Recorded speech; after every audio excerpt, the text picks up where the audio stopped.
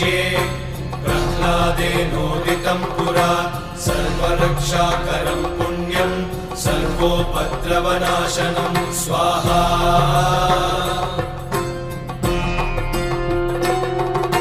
सर्वसम्पत्करं चैव स्वर्गमोक्षप्रदायकं ध्यात्वा नृसिंहं देवेशं हेमसिंहासनस्थितं स्वाहा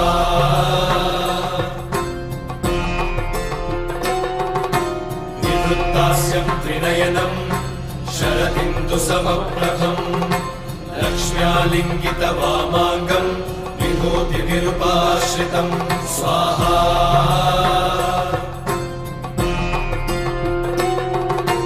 चतुर्भुजं कोमलाङ्गं स्वर्णकुण्डलशोभितं श्रिया सुशोभितोरस्कं रत्नकेयूरमुद्रितं स्वाहा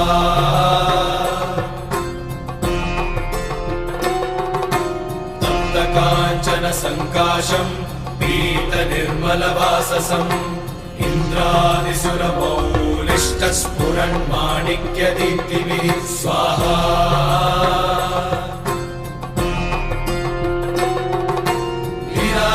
लीलाहितपदद्वन्द्वं शङ्खचक्रादिहेतिभिः गरुत्मता च विनयात् स्तूयमानं मुदान्वितं स्वाहा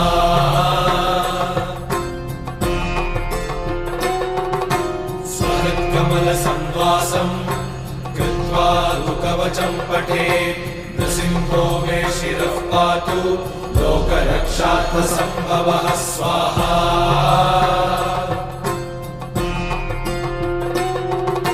सर्वगोपिस्तम्भवासः फालं मे रक्षतु ध्वनिं नृसिंहो मे दृशौ पातु सोमसूर्याग्निलोचनः स्वाहा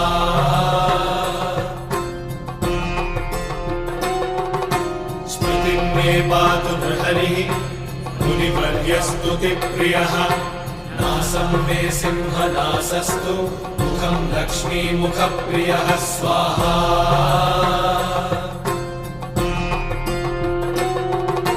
सर्वविद्याधिपः पातु नृसिंहो रसना मम वक्त्रं पात्विन्दुवदनं सदा प्रह्लादवन्दितः स्वाहा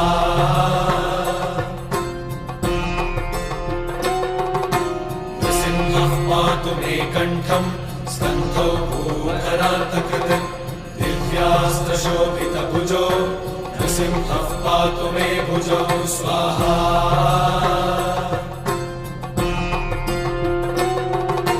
करौ मे देववरदो नृसिंहः पातु सर्वतः हृदयं योगिसाध्यश्च निवासं पातु मे हरिः स्वाहा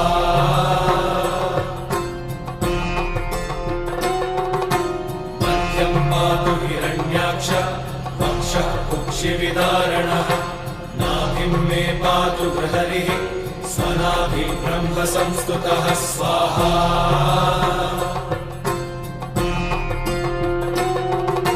ब्रह्माण्डकोटयः कट्यां यस्यासौ पातु मे कटिं गुह्यं मे पातु गुह्यानां मन्त्राणां गुह्यरूपदृक् स्वाहा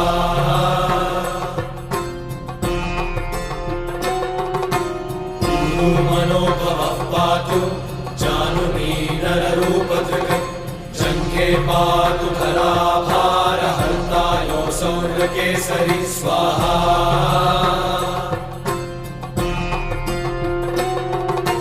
सुरराज्यप्रदः पातु पादौ मे बृहरीश्वरः सहस्रशीर्षा पुरुषः पातु मे सर्वशस्तनुं स्वाहा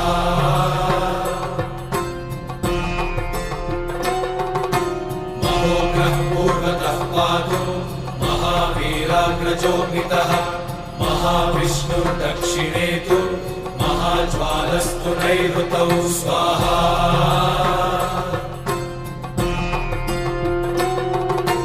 पश्चिमे पातु सर्वेषु दिशि मे सर्वतोमुखः नृसिंहः पातु वायव्यां सौम्यां भीषणविग्रहः स्वाहा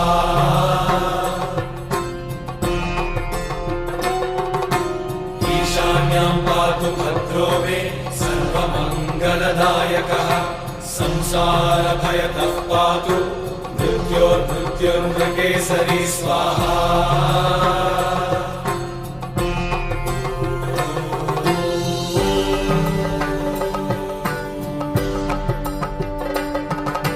गर्जन्तम् गर्जयन्तम् निजभुजपटलम् स्फोटयन्तम् हरन्तम्। गर्जन्तम् गर्जयन्तम् निजभुजपटलम् स्फोटयन्तम् हरन्तम् स्वाहा। दीप्यन्तम् तापयन्तम् दिवि भुवि दितिजम् क्षेपयन्तम् क्षिपन्तम्। दीप्यन्तम् तापयन्तम् दिवि भुवि दितिजम् क्षेपयन्तम् क्षिपन्तम् स्वाहा। क्रन्दन्तम् रोषयन्तम् दिशि दिशि सततम् संहरन्तम् हरन्तम्। क्रन्दन्तम् रोषयन्तम् दिशि दिशि सततम् संहरन्तम् हरन्तम् स्वाहा।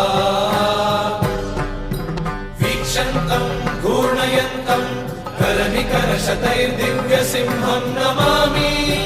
वीक्षन्तम् घूर्णयन्तम् करनिकरशतैर्दिव्यसिंहम् नमामि स्वाहा।